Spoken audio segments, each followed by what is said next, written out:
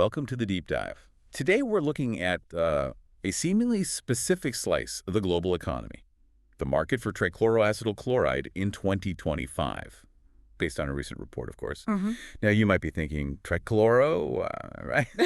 But stick with us, because honestly, understanding this market, it actually gives you a surprisingly insightful view on major global industries. Think agriculture, pharmaceuticals. Yeah, really big sectors. Exactly.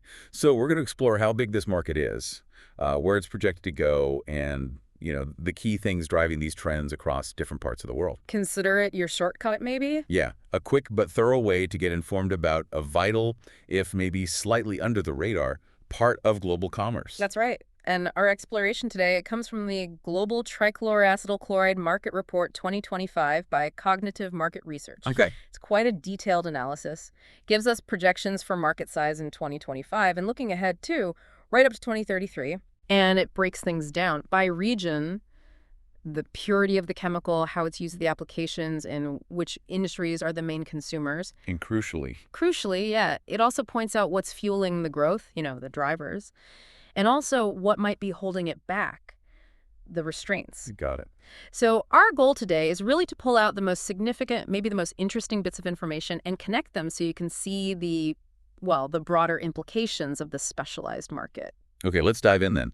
The report projects that in 2025, the global market for this chemical, trichloroacetyl chloride, it'll be around USD 642.5 million. Yeah. That's a pretty significant figure, isn't it? For a chemical most people probably haven't heard of. It is substantial, yeah. And what's really telling, I think, is where it's headed, the anticipated trajectory. Right. The report forecasts this market growing to over USD 9075 million by 2033. Wow, okay. So that's a compound annual growth rate, a CAGR of 5.00% between 2025 and 2033. 5%. Steady. It's a steady and, quite considerable expansion. It really points to the increasing demand and, frankly, the importance of this specific compound in the years ahead. Yeah, it does make you wonder what underlying economic or technological shifts are feeding into that specific growth rate compared to other areas. Exactly. Good point. So a consistent climb globally. Now let's look at the regional picture. The report gives a pretty fascinating geographical perspective, doesn't it? It does. North America seems to be a major player here. Absolutely. North America, it currently holds the largest share. We're talking over 40% of the global revenue. 40%. Yeah. Their market size in 2025 is projected at USD 104.61.33 million. And a strong anticipated CAGR, too, 7.0% through 2033. 7%, that's strong. It is. And interestingly, the U.S. market within that, it's estimated at about USD 727 million in 2025, largely driven, as you mentioned, by pharma and agriculture demands. Right. And Canada is showing even faster growth, a 7.8% CAGR forecast there. So this concentration in North America, it really highlights the strength of those key industries in the region. That's a massive slice of the market. Yeah. What about Europe? They also seem to have a pretty significant presence, according to the numbers. They do, yes. Europe accounts for over 30% of the global revenue. Okay, so between North America and Europe, that's like, what, 70%? Roughly, yeah. Oh, yeah. A huge chunk. Europe's market size is pegged at USD 154.20 million in 2025, with a projected CAGR of 6.8%. So also quite strong growth. 6.8%. Yeah. Similar to North America almost. Very similar. And Germany really stands out there, a key player.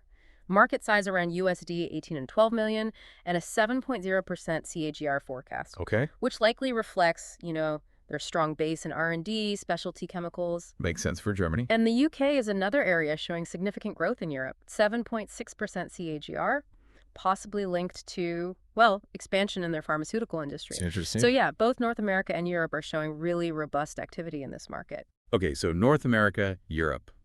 Clearly important right now, dominant even. Yeah. But what about the Asia-Pacific region? We often see, really dynamic growth coming from APAC. You're absolutely right to point that out. APAC currently holds around 23% of the global market share. 23%. Okay. With a size of USD 112.73 million in 2025.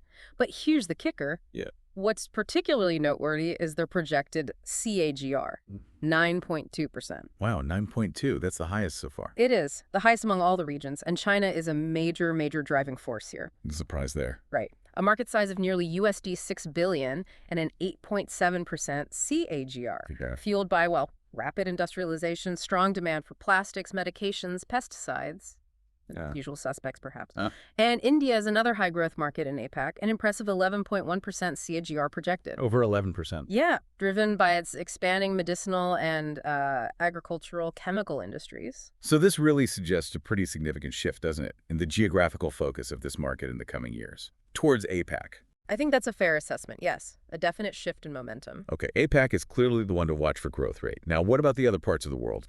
South America, the Middle East, Africa. Are they on the map here? They are, though, with smaller shares currently. South America accounts for just over 5% of the global market. 5%. Okay. Size around USD $1,449 million in 2025, but again, look at the growth. CGR of 8.7%. Pretty high growth there, too. It is. Brazil is the largest market there, about USD $620 million, which makes sense given its, strong agricultural base. Right, agriculture again. And Argentina is also showing strong growth, 9.6% CGR projected. Nearly 10%. Then the Middle East holds around 2% of the market, estimated at USD $125 million in 2025. But again, a high CGR 9.3%. 9.3, similar to APAC's overall rate. Very close. Saudi Arabia and the UAE are significant markets there, with key GRs forecast at 9.6% and 9.8% respectively. Wow. And finally, Africa holds around 1% of the market share, estimated at maybe USD $839 million in 2025, with a key GR of 8.0%. Still a respectable 8%. Decent growth, yeah. South Africa is a key market there, 8.9% CAGR forecast.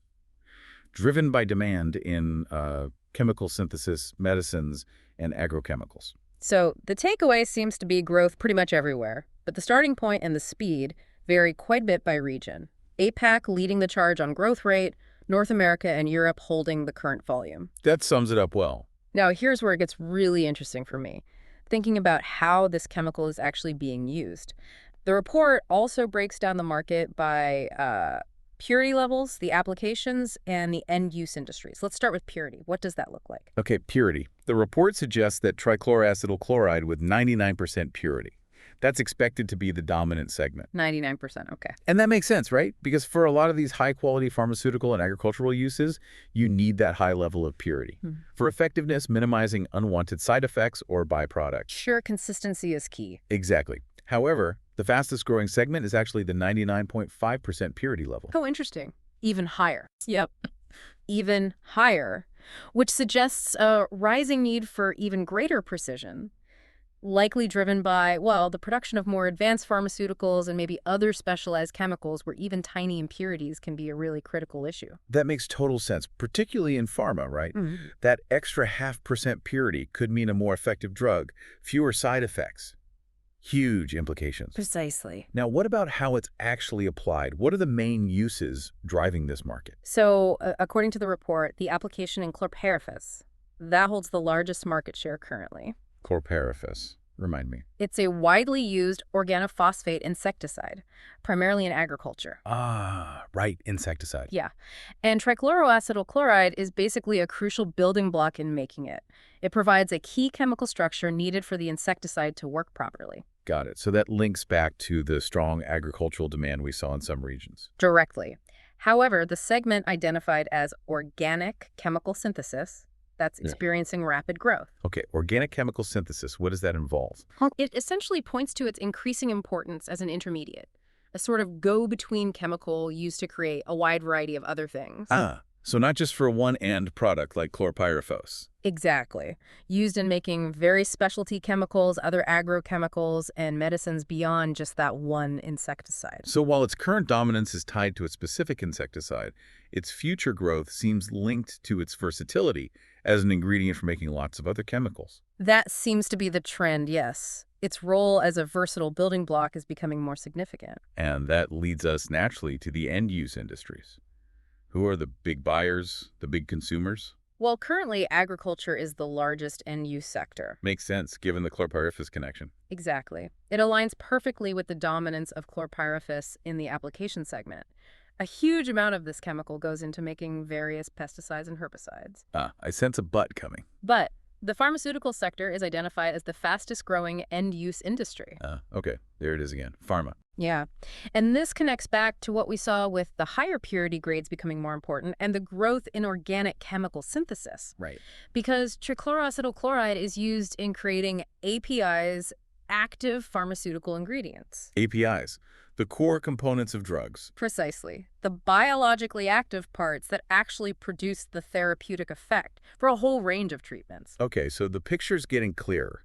Agriculture is the big user now, mainly for insecticides like chlorpyrifos. But pharmaceuticals are pushing future growth, especially needing those higher purity grades for advanced medicines. That's a good summary of the dynamic. Now, what about the underlying factors? What's really pushing all of this growth? And are there potential, speed bumps, challenges on the horizon? The report highlights a few key drivers. First, the increasing demand for agrochemicals, especially in regions where agriculture is expanding. That's a big one. Okay. Second, the continued growth of the pharmaceutical industry worldwide. Just the sheer expansion plus the need for more complex, specialized APIs, that's another major driver. And finally, just the expanding use of this chemical as a versatile intermediate in all sorts of chemical syntheses. That's boosting the market too. So, ag demand, pharma growth, and its use as a chemical building block. Got it. What about the flip side? The restraints. Right. The flip side, volatility in the prices of raw materials needed to make trichloroacetyl chloride. That can definitely impact the market, squeeze margins. Sure. Classic supply chain issue. Exactly. And also because it's frankly a hazardous substance, Right. it's subject to pretty stringent safety and environmental regulation. That must add costs. It can increase operational costs for manufacturers, yes. And these regulations can also influence, where things are produced, how they're produced, the whole supply chain setup. Okay, those restraints make Yeah. logical sense, especially for chemical manufacturing. Yeah. What about broader trends within the market itself? Any notable shifts in how companies are approaching this? Yes, the report does mention a growing emphasis on sustainable production practices. That seems to be a trend across the chemical industry generally. Sustainability. Okay. It's gaining momentum, and it's influencing how chemicals like this one are being made. People are looking for greener processes. And technology. Also, advancements in chemical synthesis technology itself. That's shaping the market too, potentially leading to more efficient, maybe more cost-effective, and ideally, more environmentally friendly production methods down the line. Interesting. And in a market like this, probably quite specialized, what's the competitive landscape like? Is it just a few giants or more fragmented? The report suggests it's definitely competitive. The major players are really focusing on a few key areas. Technological innovation, keeping production economical to manage those costs we talked about, and strict adherence to environmental standards. That's becoming table stakes. And who are these players? Where are they based? Generally, they're global chemical firms, headquarters often in North America, Europe, and APAC, mirroring the market distribution. Makes sense. Companies are investing in R&D, trying to improve synthesis techniques, adopting more sustainable practices, maybe forming strategic partnerships to expand their reach. And the demand from ag and pharma just fuels that competition, I imagine. Absolutely. It likely intensifies the competition further. Everyone wants a piece of that growing pie. So we've covered a lot of ground here. Market size, growth, regions, purity, applications, drivers, restraints, trends. And this is where those surprising connections really start to pop out, isn't it? It is. It's quite remarkable seeing how interconnected these seemingly separate sectors and regions actually are, all linked by this one chemical. Absolutely. What's fascinating, I find, is how clearly the regional growth patterns align with the main industries in those areas. Oh, yeah, like you said. Like the strong growth in APAC and South America, it directly mirrors their strong agricultural sectors and that demand for pesticides like chlorpyrifos. Right. And conversely, the significant growth, but also the large existing base in North America and Europe really underscores the critical role this chemical plays in their advanced pharmaceutical industries. The demand for the higher purity grades just hammers that point home. It really does. It highlights that need for precision in pharma. And those restraints we talked about, the regulations, the raw material costs, they aren't just abstract bullet points, are they? They really point to tangible challenges and maybe future changes in how chemical manufacturing and supply chains work globally. Precisely.